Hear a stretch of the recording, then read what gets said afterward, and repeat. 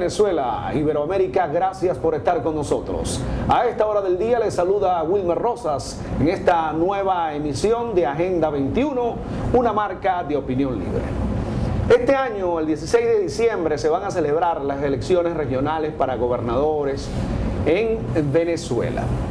Tenemos en el día de hoy a un diputado que ya fue gobernador del estado Bolívar en 2 ocasiones, que aspira nuevamente a estar en esa primera silla regional, pero además que forma parte del Comando Tricolor. Es el jefe de campaña del candidato presidencial Enrique Capriles Radonsky en el estado Bolívar. Andrés Velázquez está con nosotros. Bienvenido, Andrés, al espacio nuevamente. Lo hemos tenido en otros canales de televisión y ahora a través de esta emisión. Andrés, ¿qué tiene el poder que aquellos que llegaron a él o se quieren mantener o se quieren reelegir? ¿Qué es lo que tiene el poder? No, en nuestro caso, el poder, por supuesto, tiene mucho atractivo y hay gente que usa el poder por el poder y hay gente que está enferma de poder y que quiere mantenerse en él de forma infinita, indefinidamente. Y en nuestro caso lo vemos sencillamente como un servicio público. Y yo creo que hoy por hoy la acción política y el ejercicio de poder, por decirlo de alguna manera, y poner en marcha políticas públicas, a mi modo de ver, tiene más que ver con la realidad política que vivimos y en el estricto sentido como yo lo asumo, Andrés Velázquez, tiene más que ver con mi condición de servidor público. Yo he estado al frente de sindicatos, yo he estado al frente de consejos municipales, yo he estado al frente de una gobernación, yo he sido parlamentario como en la actualidad soy parlamentario. Bueno, y esto no lo hacemos, o ninguno de esos cargos lo hemos usado para enriquecimiento personal o cosa por el estilo, o para satisfacer un ego, sino sencillamente para servir. Y creo que Venezuela hoy día, en las circunstancias que vive el país, definitivamente requiere no solo de la experiencia, no solo de la disposición, no solo de la voluntad, sino del gran compromiso de cambio que requerimos. Y desde el punto de vista estratégico, yo pudiera decir... La política no tiene horario, pero ¿cómo cansa? Así es. Y desde el punto de vista estratégico, yo diría que, de acuerdo al objetivo que nos hemos trazado para el 7 de octubre, que es previo a la elección de los gobernadores, que es 16 de diciembre, 7 de octubre es la elección del presidente de la República. Bueno, sencillamente escogimos, o mejor dicho, el pueblo en primarias escogió aquellos liderazgos que sin duda alguna, por decisión directa y soberana del pueblo a través de estas primarias, decidió quienes pueden dar el mejor aporte a ese gran objetivo del 7 de octubre. Vamos a entrar en la discusión allí, que para allá iba, porque vamos a tocar el 7 de octubre de manera es inexorable, no podemos obviar esa discusión. Pero previa, yo quería dar una conversación relativo a este tema. Fíjate, en el caso de Andrés Velázquez, que ya ha sido 2 veces gobernador, no hay discusión de los liderazgos, no hay discusión del liderazgo. Sin embargo, en algunos liderazgos pareciera que la mercadotecnia, la publicidad, la propaganda jugó un papel importante para montarse en un portaaviones que significaba una candidatura presidencial de Enrique Capriles Radonsky y llegar a esa posibilidad de ganar en las primarias que se sucedieron el 12 de febrero. En el caso particular de Bolívar, ¿depende Andrés Velázquez de un liderazgo extra que no sea el tuyo? Bueno, yo puedo decir con orgullo que nosotros caminamos con pie propio, pues. Y que sencillamente en el caso de Enrique Capriles, nuestro candidato presidencial, y mi candidatura en la región, lo que hacen es sencillamente, como decimos, complementarse. Un liderazgo como el de Enrique Capriles, joven, un liderazgo lleno de dinamismo, un liderazgo que está planteándole al país un discurso de unidad, de reconciliación, de progreso, de cambio, de lucha contra la corrupción, de transparencia, de mejorar condiciones de calidad de vida, de proponer, de propuestas propositivas y no de conflicto y diatribas con el actual presidente. Bueno, sencillamente de alguna manera complementa el liderazgo asentado, reconocido de Andrés Velázquez, modestia aparte, en el caso concreto del Estado Bolívar. Ahora, ¿y cuál podría comenzar a hacer o a dilucidarse? ¿Cuál sería la diferencia de un gobierno actual de Andrés Velázquez con unos gobiernos que ya tú presidiste? ¿Cuál sería la diferencia sustancial? ¿Por qué Bolívar tiene que votar por ti? Bueno, lo hicimos bien en aquella oportunidad y lo haremos mejor ahora. Yo creo que ese es el gran compromiso que tenemos. Yo no puedo hoy día, Wilmer, decir, lo voy a hacer... Los tiempos cambiaron, los tiempos cambian. Sí, exacto, lo voy a hacer como lo hice. O sea, lo que sí yo puedo decirle al pueblo que va a votar por mí, conmigo no es una apuesta, la gente sabe cuál es mi comportamiento, que es de trabajo 24 horas al día. Conmigo la gente sabe que no va a improvisar y que yo no voy a llegar a improvisar. 24 horas al día, tú no tomas vacaciones, no descansas. No, en esto estamos comprometidos definitivamente. Es parte de lo que desde el punto de vista personal y muchas veces la gente... ¿No es exagerado, Andrés, sí, que la gente diga que trabaja 24 horas al día? No, porque efectivamente uno trabaja, claro, uno duerme. Yo digo 24 horas por decir que le dedicamos la mayor parte de mi tiempo a la actividad, a esta actividad y a esta lucha que nos compromete. Entonces, bueno, sencillamente eso. Yo creo que tal como está la situación, estamos de alguna manera empujando nuestro trabajo. Las campañas electorales suelen exhibir estrategias, discursos, análisis muy en contraposición con el gobierno de turno. En el caso específico de Andrés Velázquez, yo creo que pudiera ser más proactivo que de contraposición a Francisco Rangel Gómez, ¿o me equivoco? O sea, hay mucho que confrontar a la gestión actual del gobernador de Bolívar. Absolutamente, mi gestión es de absoluto contraste y mi propuesta es de absoluto contraste. El gobernador del estado actual, Francisco Rangel Gómez, tiene un estilo muy particular de gobernar, y yo digo que esto tiene que ver con su condición de militar. Es un hombre distante de la población, un hombre que mantiene lo que llaman los militares 3, 4 anillos de seguridad, un hombre que se le ve poco en contacto con la población.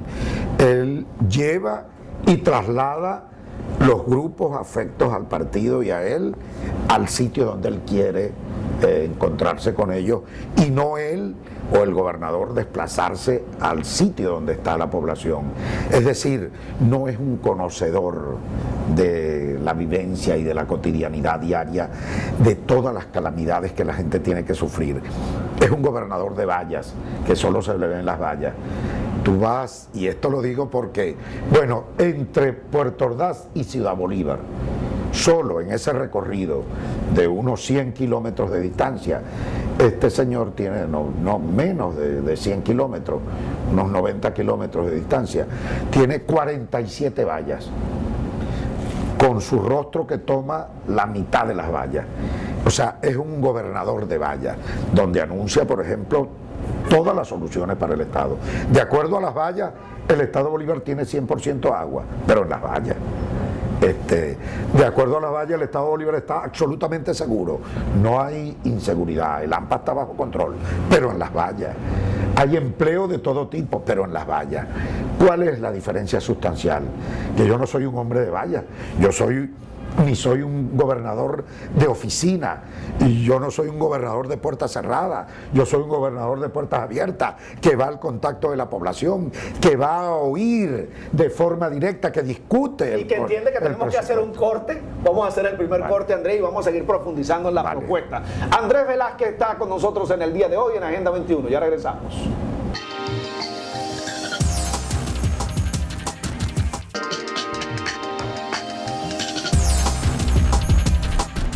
Continuamos con Andrés Velázquez, diputado jefe del Comando Tricolor en el estado Bolívar y además candidato ya a la gobernación de ese estado. Bueno, el discurso, usted tiene experiencia, fue candidato presidencial. Dime las propuestas concretas en materia de seguridad para el estado Bolívar. ¿Qué harías tú que no ha hecho Francisco Rangel Gómez? Bueno, en primer lugar, reconocer que el problema existe, porque el gobernador actual dice que eso es una exageración de los medios de comunicación, que la inseguridad en el estado Bolívar es más un asunto mediático que real. Lo primero que yo haría, que no hace Rangel Gómez, es reconocer el problema, que existe, que es real, que está allí, que la familia guayanesa está sometida a la zozobra y a las balas asesinas del ¿Y habría competencia del gobierno nacional, regional, local, si todo el mundo tiene que integrarse en eso? Exacto, esa es otra parte del asunto. Otra diferencia con Rangel Gómez es que este no es un integrador. Rangel Gómez no se saluda ni siquiera con los alcaldes de su propio partido, y lo que hay es una confrontación permanente. ¿Tú no hablas con él? ¿No has tenido una conversación? No, ¿tú eres diputado de la zona? Jamás. Sí. Y bueno, y los que más debieran estar hablando, donde el gobernador debería ser el gran facilitador para crear la mesa de trabajo necesaria para ello, es sentar a los distintos cuerpos de seguridad, Guardia Nacional, SEBIN, policías municipales, Policía del Estado, CICPC, todos los organismos de seguridad que existen en Venezuela, presentes en el estado Bolívar, no se reúnen entre sí.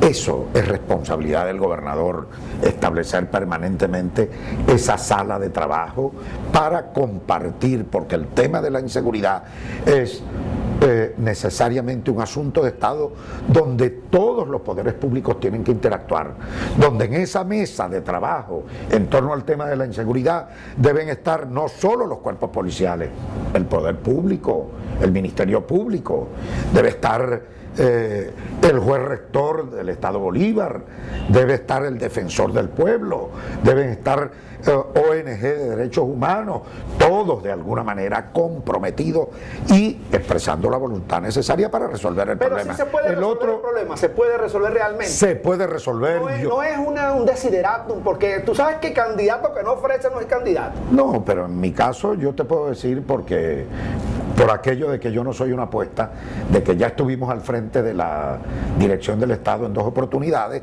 y una de las cosas que recuerda, entre otras tantas cosas buenas de nuestra gestión, fue la efectividad de la policía. Ahora fíjate, entre este momento que sale este programa al aire y las elecciones del 16 de diciembre, pasando por el 7 de octubre, hay mucha agua debajo del puente todavía.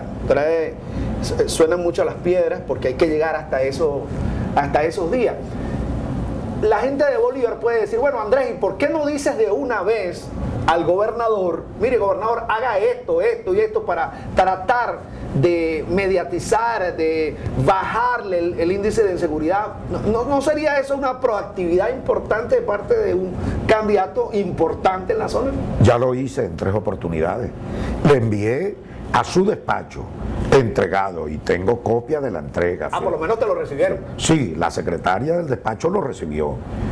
Y envié el plan de seguridad del Estado que yo creo funciona, que funcionó conmigo y que bajo una nueva perspectiva en la cual estoy proponiendo una novedad en materia de seguridad, que es la división de nuestro territorio en parroquias y atender desde el punto de vista parroquial el tema de la inseguridad, es decir, parroquializar la seguridad ciudadana, comenzando porque tenemos todos los índices de las parroquias más elevadas, del sector más elevado. Por ejemplo, San Félix. En San Félix se cometen más asesinatos que en la ciudad de Nueva York, que tiene más de 10 millones de habitantes. En proporción, claro. Sí, en proporción. Y entonces, bueno, tú puedes agarrar San Félix, seccionarlas por las parroquias que ya las tenemos seccionadas o divididas por las parroquias más violentas, y comenzar allí un trabajo que tiene que ser atendido no solo desde el punto de vista policial o represivo, sino que tiene que ser atendido desde el punto de vista de anticipación, de ahora, ponerte ¿por qué de será que el adelante al gobernador delito. no lo hace? ¿Por qué no lo hace? No sabe, es ineficiencia, es de verdad que no está pasando eso. ¿Por qué no lo hace? Lo que te decía, no reconocen el problema y en segundo lugar, poco les importa, porque un gobernante que ya tiene 8 años al frente del gobierno y que persista con mayor fuerza el tema de la inseguridad, mayor robo de vehículos, mayores secuestros, mayor número de secuestros, mayores asesinatos, violencia sindical, todo ese tipo de cosas, bueno, violencias en los colegios, y que no haya habido hasta ahora una política efectiva, es definitivamente falta de eficacia, falta de compromiso, falta de identidad con los problemas populares, en este caso con el problema que más le preocupa a la familia guayanesa. Yo estoy planteando modestamente que con este plan le vamos a devolver a los guayaneses su tranquilidad y vamos a hacer de Guayana una tierra segura, porque, bueno, comenzando con que vamos a establecer un foro permanente en materia de inseguridad o de seguridad ciudadana, con el propósito de que todas las organizaciones comunitarias se integren también, porque al fin de cuentas tú puedes tener un plan de inteligencia para atacar la inseguridad, pero ¿quién es que mejor conoce la realidad de su barrio? La comunidad organizada, los consejos comunales, el dirigente vecinal que sabe, el malandro pateclavo, el que apodan el pateclavo, el raboetusa, el pelo de cochino, ese, el pueblo que habita allí en el barrio es el que sabe a qué hora duerme, a qué hora se levanta, quién es el aguantador, dónde se toman los tragos, ese tipo de cosas. Lo que tiene Andrés Velázquez, ¿pudiera reconocer algo positivo en esta gestión de Rangel Gómez? Bueno, ¿o se le escapa? Bueno, la verdad es que reconocerle cosas, lo que pudiera ser reconocido como cosas buenas, como por ejemplo la de instrumentar o poner infraestructura dependiente del Estado, por ejemplo plantas de asfalto, deja de ser bueno cuando se convierten en negocios particulares para los gobernantes. Ahí me han llegado informaciones que ya voy para el próximo segmento, pero que tienen que ver con las industrias básicas, que tienen que ver con unos cupos, hay ahí de cabilla, con unos cupos de negociación, pero eso me lo va a decir en el próximo segmento. Antes quería precisar, ¿es cierto que se firmó un contrato colectivo importantísimo desde el punto de vista de la educación en Bolívar, que lo firmó el gobernador? No, no es verdad. Ah, pero eso es lo que aparece en el portal de él. Sí, eso es lo que él pone en el portal de él. En el portal eso es lo que sale. Pero no es la realidad. ¿Eso no es cierto? Eso no es cierto. El contrato se firmó, pero es una basura de contrato. Y esto no es un invento mío. Ya te puedo detallar en el próximo segmento. Vamos a hacer el corte y ya regresamos con Andrés Velázquez.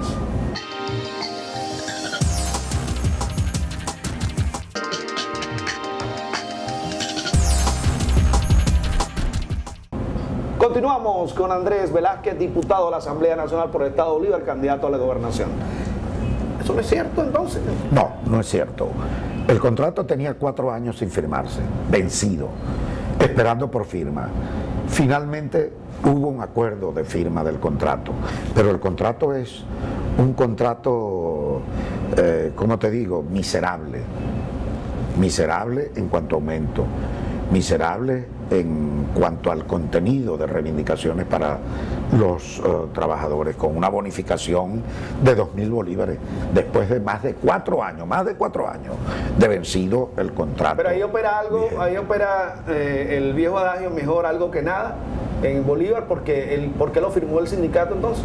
Bueno, el sindicato lo firmó para definitivamente tratar de aparecer con algo frente a los trabajadores. Y de paso, no todos los sindicatos, allí hay como 11 sindicatos y solo 3 o 4 firmaron ese contrato, porque los demás estaban en desacuerdo. Ahora, tú que conoces la realidad de la y la realidad, fíjate tú has tocado un tema importantísimo, porque el problema de la educación en el Estado de Bolívar no es solo contrato colectivo o el maltrato hacia el maestro, hacia los educadores, sino en general la caída que ha tenido, la degradación que ha tenido todo el plan educativo del Estado Bolívar, escuelas abandonadas.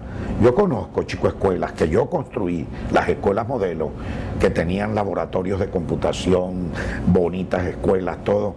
Bueno, donde los maestros, la primera y última hora de clase no es el desayuno, la merienda escolar para el muchacho, sino cargar tubos de agua para limpiar las posetas. Los maestros, con eso te digo todo. Ahora fíjate, yo conversaba en estos días con el doctor Germán Carrera Damas, en este mismo programa, en este mismo espacio, y él decía que este era el momento más importante de la democracia porque el pueblo había entendido su rol histórico y entendía también el contenido de lo que había hecho. En Bolívar van 8 años de Rangel Gómez, entonces la gente quería a Rangel Gómez, tenía una expectativa con él. ¿Por qué la gente siguió esa propuesta? Bueno, acuérdate que el Estado Bolívar podría ser definido como uno de esos estados chavistas de Venezuela, o más chavistas. El Estado siempre ha tenido esa particularidad. Cuando ADE gobernaba, era el más adeco. Y recuerdo yo que... era más de la causa R. Sí, y después era más de la causa R cuando nosotros gobernábamos. Exacto. Y nosotros le ganamos a Acción Democrática al Estado Bolívar, habiendo sido el Estado Bolívar el único estado donde ADE había sacado los 2 senadores. En ningún otro estado del país. ¿Cuál es la razón por la que hay este comportamiento en el caso del Estado? ¿Por qué hay o por qué el Estado es más conservador en producir cambios? Porque hay mucha mayor dependencia del aparato del Estado y de los gobiernos de turno. Y de los gobiernos de turno. Entonces, bueno, la gente... Y están los trabajadores que tienen una gran fuerza de combatividad, una gran capacidad de protesta, pero los trabajadores no son dados a cambios así violentos rápidamente. Son, si se quiere, una parte más conservadora de la sociedad, que requieren de estabilidad, y al final, cuando toman decisiones, la toman y dan al traste, por supuesto, pero con lo existente, pero eso no es que automáticamente están cambiando. De tal manera que el Estado Bolívar ha sido un Estado más víctima, no solamente de todo el aparato burocrático del Estado, sino víctima también de ese ejercicio de poder que este gobierno inauguró, donde el chantaje, la coacción política, el chantaje político, la manipulación, la corrupción elevada a su enésima potencia y la inescrupulosidad para el ejercicio del poder, allí no tiene límites. Te digo, por ejemplo... Y la burocracia imperfecta, diría... Así es. Por ejemplo, te paso un dato.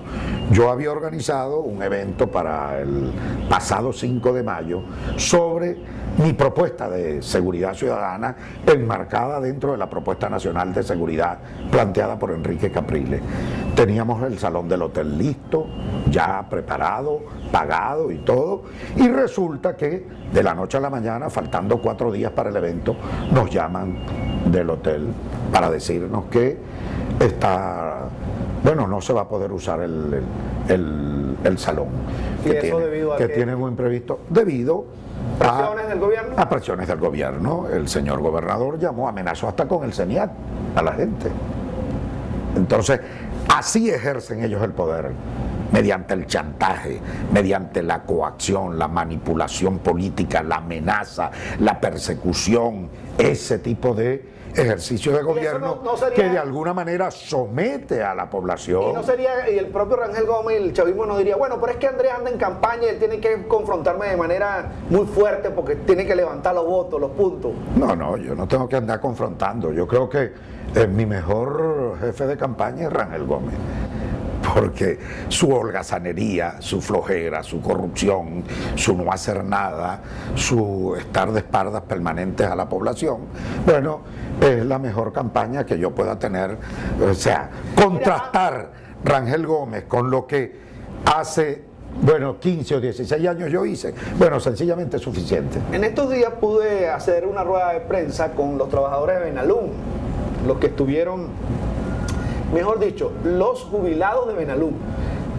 Hugo Medina, la gente pues de ese gremio. Buenos amigos, los conozco a todos. Sí. Y ellos me hablaban de la inoperancia que existe en el tema, sobre todo con el cumplimiento del seguro funerario, del seguro de hospitalización, es decir, todo seguro un de vehículos, seguro de vida. Todo, sí. Es decir, ¿por qué no nos tocas el tema de los trabajadores de las empresas básicas? ¿Qué está pasando allí, Andrés? ¿Qué es lo que está ocurriendo que se ha venido conociendo a lo largo y ancho del país? Bueno, tú tocas un punto para mí muy sensible. Y bueno, de ahí sí, el liderazgo más importante de Latinoamérica. Muy sensible. De su tipo. Y cada vez que yo hablo de este tema, de acuerdo a esta realidad que tenemos, me resulta muy doloroso. De verdad, y lo comparto en estos términos, corazón en la mano con la población venezolana. Para mí hablar de ese tema resulta doloroso, ver la realidad que tiene Sidor hoy, comparada con la Sidor que yo conocí, también en manos del Estado en aquel momento. No tiene nada que ver aquella Sidor en manos del Estado con la Sidor de hoy en manos del Estado, donde la desidia, la corrupción, las mafias internas, la partidización... Que no era que en aquel momento sí, no existiera, claro, sino que esto, bueno, la quintuplicaron. Y entonces, bueno, Sidor no tiene dolientes, por decir algo. Benalún era nuestra tacita de oro del aluminio. Y Benalún hoy, de 920 celdas de producción de aluminios que tenía activa, hoy tiene 260. Vean la dimensión, de 920 a 260. Es decir, una empresa que va en declive absoluto, con un retraso tecnológico terrible, donde no hay ni siquiera una buena planificación para tener los insumos básicos elementales. Ahora, para producir. ¿Es directamente proporcional a la capacidad empleadora o han seguido metiendo gente? La nómina se ha abultado. Mi hermano, eso no tiene comparación. Si antes tenían 2.000 trabajadores, hoy tienen 4.000 y producen mucho menos de la mitad. Entiendo. O sea, son empresas que funcionan hoy como un gran centro clientelar desde el punto de vista político, partidista, utilitario, o han sido tomadas como una misión más, sencillamente, que pagan unos sueldos, pagan... Edelca, mi hermano, que dan ganas de llorar. Edelca era de las empresas básicas de Guayana, la empresa mejor dirigida, la empresa mejor gerenciada, la que mejor producía. Y vayan ustedes a ver, Edelca hoy no tiene ni para pagar la nómina. Pero voy a más, por favor, un pelo. El Minerven, la empresa de oro, que uno se pregunta, ¿cómo puede fracasar o quebrar una empresa de oro?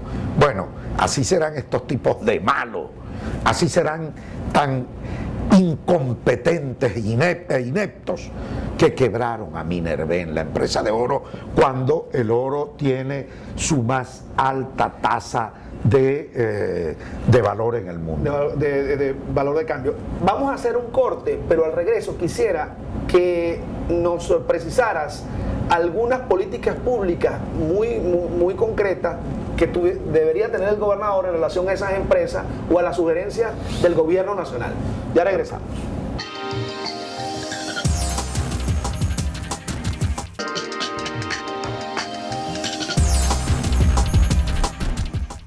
Andrés Velázquez está con nosotros. Esas precisiones con respecto a propuestas específicas que debe llevar el gobernador en relación a estas empresas que hablábamos en el segmento anterior. Enrique y yo ya tenemos un acuerdo, que yo lo he transmitido profusamente a la región de Guayana, y el propio Enrique Capriles lo ha hecho conocer públicamente.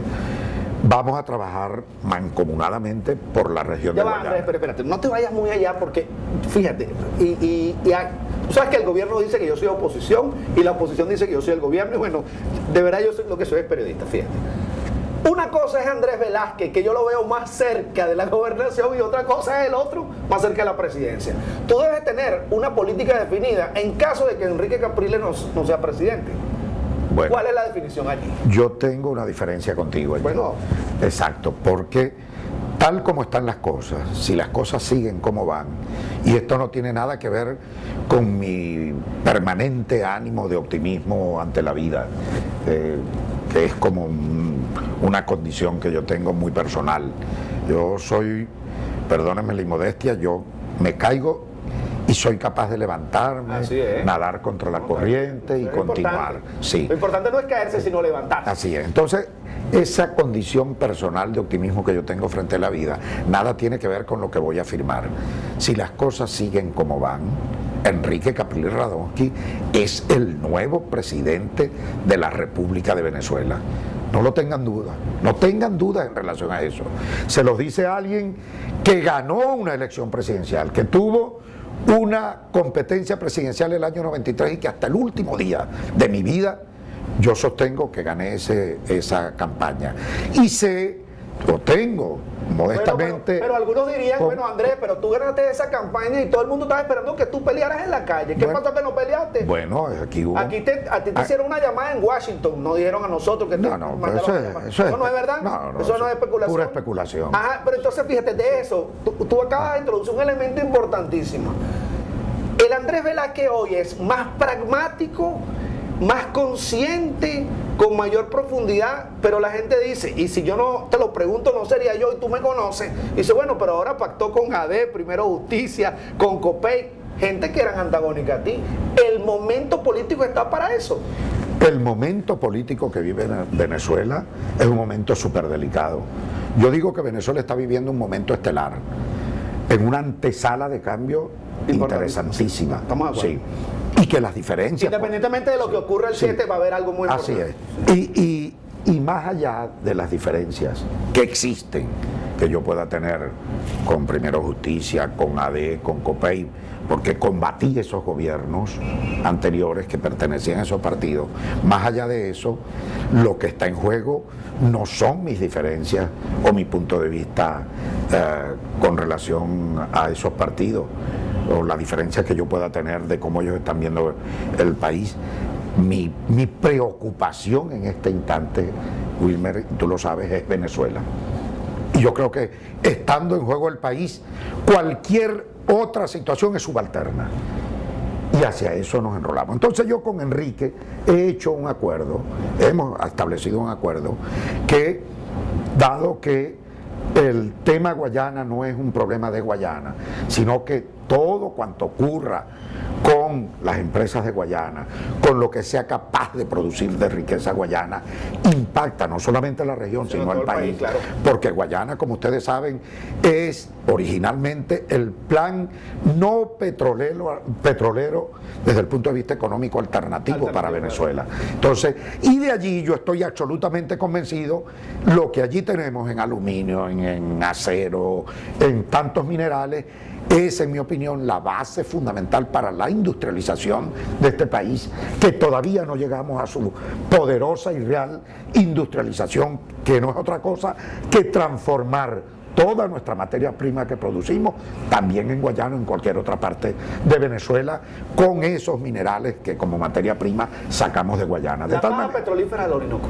Bueno, Guayana tiene que abrirse de cara a la faja petrolífera. ¿Tú estás de acuerdo con que vengan inversiones extranjeras? Por supuesto. ¿Tú estás de acuerdo con esta política del gobierno de traer inversiones en este momento? Absolutamente de acuerdo, dado que, pero allí habría que revisar sencillamente condiciones. Pero yo estoy de acuerdo. Es más, creo que este gobierno no ha sido capaz de tener la suficiente audacia, capacidad para atraer mucho más. Pero el bisturí tiene que operar en este momento nuevamente. Tú dices que estás de acuerdo con la política de inversión extranjera promovida por el gobierno. Lo que hay que revisar las condiciones. Revisar las condiciones y, ojo, abrirse más al campo, más allá de la identidad ideológica. Entonces el gobierno y la oposición se pueden entender en algún momento. Bueno, es que yo creo que no todo lo que hace el gobierno es malo. Eso también es novedoso, que lo diga un dirigente de esta... No, yo soy muy sensato en esto. O sea, yo no soy opositor por opositor. Pero por supuesto que las cosas y el país saben lo que yo me diferencio del gobierno. Sí. Absolutamente. Es decir, y eso es lo que hace falta en Venezuela, que haya un entendimiento a pesar de las grandes diferencias. Claro, y por eso nosotros insistimos, e insiste Enrique Capriles, que debemos dirigir al país hacia un gobierno de unidad nacional, que es lo que hace falta de verdad. Porque alando unos para un lado de la cabulla y otros en la otra dirección, mire, Venezuela no tiene posibilidad. Por eso, más allá de la propuesta de empleo, de seguridad, de recuperar las empresas de Guayana, de mejorar la economía, de toda la propuesta que desde el punto de vista positivo pueda proponer desde el punto de vista material Enrique Capriles, hay una que es la que yo le doy mayor peso. Quizás otros no, pero a la que yo le doy mayor peso es la posibilidad de unificar a Venezuela. Porque, repito, si Venezuela no está unida, si Venezuela no tiene un solo objetivo como propósito, yo creo que no vamos a salir de este atolladero, porque siempre la polarización, la división, el odio y la confrontación va a estar determinando absolutamente toda la decisión en materia de políticas públicas que podamos tener. Los radicalismos siguen sin pasar buena factura. Pero fíjate, ese discurso está bien y yo creo que uno puede acordarlo, pero fíjate, hay una realidad actual que es que tú has denunciado ineficiencia, corrupción, desatención del quehacer cotidiano de la gobernación y del gobernador, y la gente te dirá entonces, bueno, tú eres electo hoy gobernador, mañana ¿qué vas a hacer con eso? ¿Tú vas a perseguirlo en una casa de brujas, le vas a pedir cuenta? ¿Cómo es la cosa? No, chico, yo vengo igual que Capriles a hacer... ¿No vas a pedir cuenta? No, yo vengo a unificar a los guayaneses, en primer lugar. Y la justicia operará como debe operar. Por ejemplo, yo he sido un permanente luchador contra la corrupción. Sostengo, creo de manera determinante, que parte de los problemas que tiene el país en materia presupuestaria es que una buena porción, 30 o 40% del presupuesto nacional, se va por las cañerías de la corrupción. Que la corrupción está entronizada en todos los niveles e impide tener mucho más, que los dineros rindan, pues, para decirlo coloquialmente. Entonces, yo voy a continuar mi lucha, pero no soy yo quien se va a encargar de eso. Son los tribunales, entendiendo que con un cambio que se pueda producir en el país, podamos contar en el futuro con una justicia mucho más objetiva, mucho más transparente y menos direccionada desde los puntos de poder. Vamos ya al final del programa, en el próximo corte, pero aprovechando tu capacidad importante de entendimiento de lo que ocurre no solamente nacional e internacionalmente, vamos a tocar el tema Capriles ya para finalizar y el tema internacional, pero al regreso ya hacia el final del programa.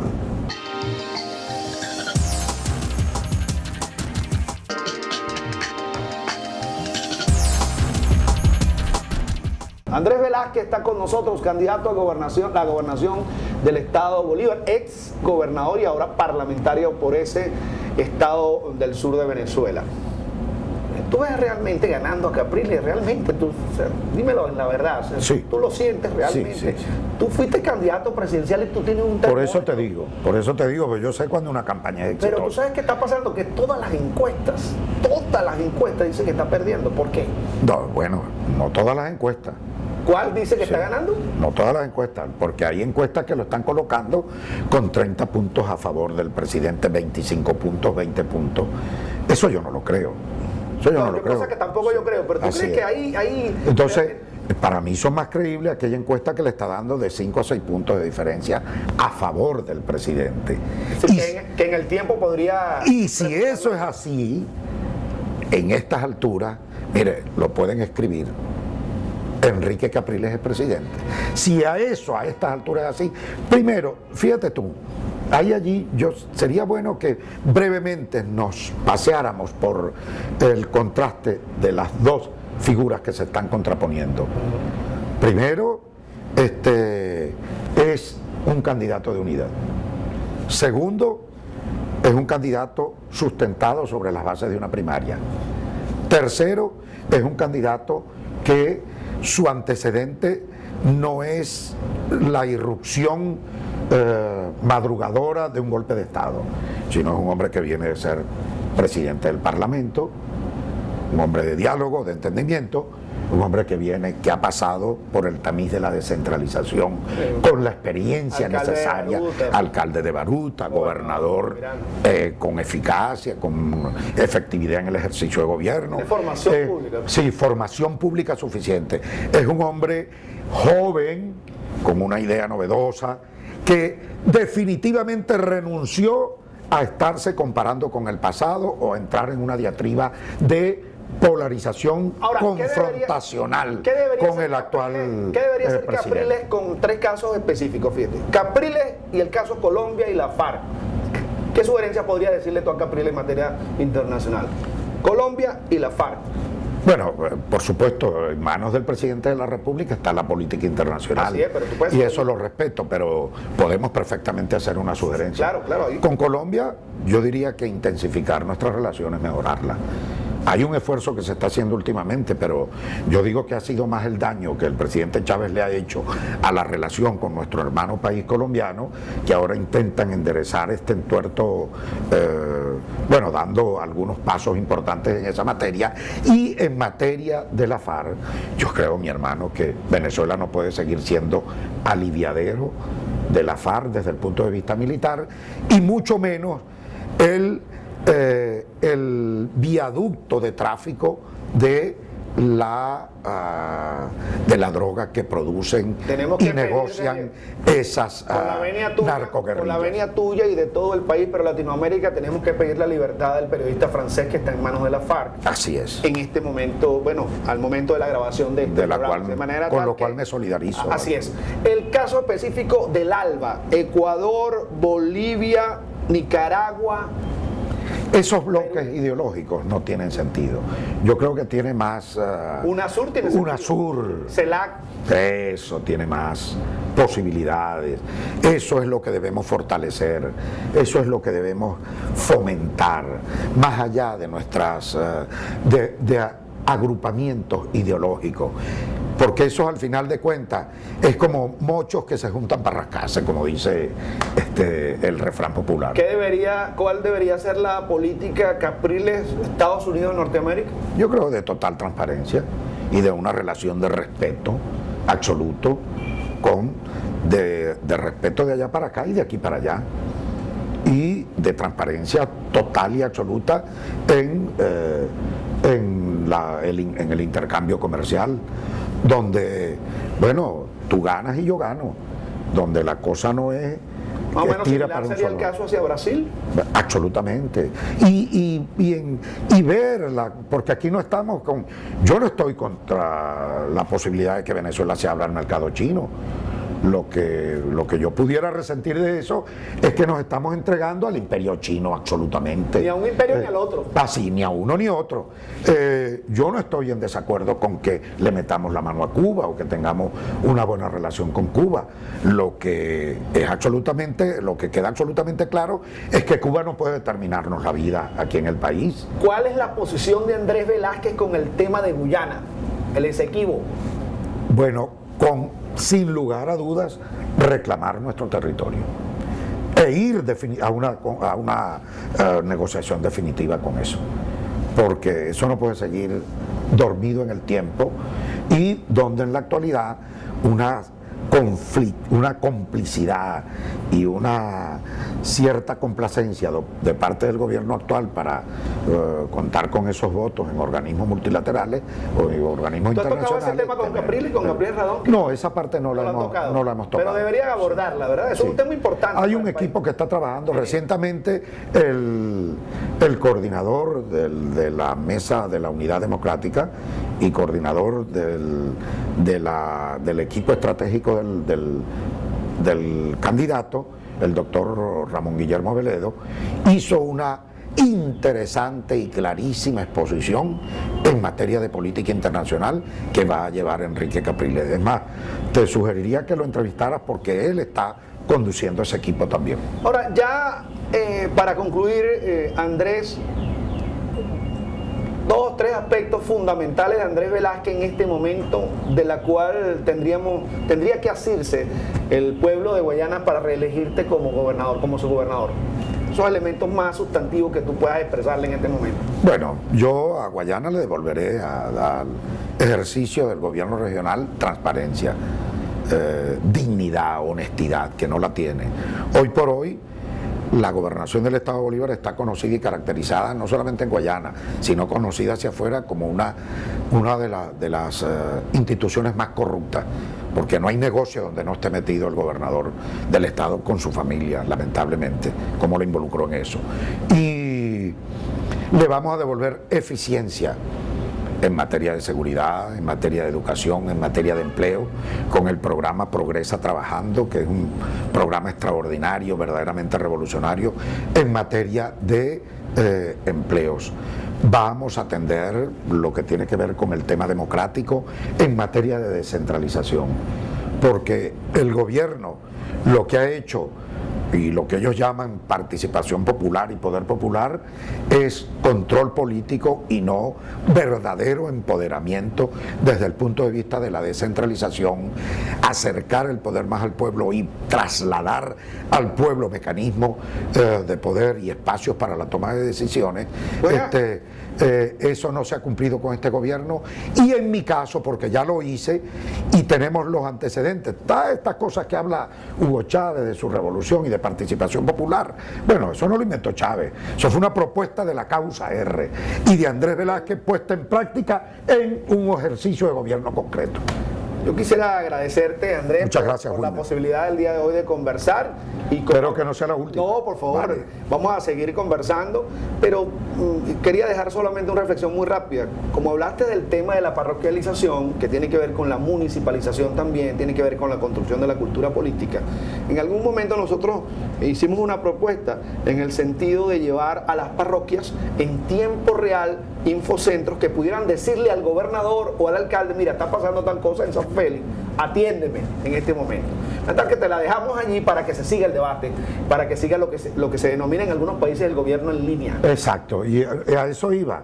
Yo creo que nosotros vamos a ser abanderados, en el caso concreto, ya hago el compromiso público contigo, ya lo hago, de que vamos a tener ese gobierno en línea. Muchísimas gracias, Andrés Velázquez, diputado a la Asamblea Nacional, candidato a la gobernación del Estado Bolívar y jefe de campaña del candidato presidencial Enrique Capriles Radonsky en la zona. Wilmer Rosas regresará en Agenda 21 cuando Dios así lo permita. Hasta entonces.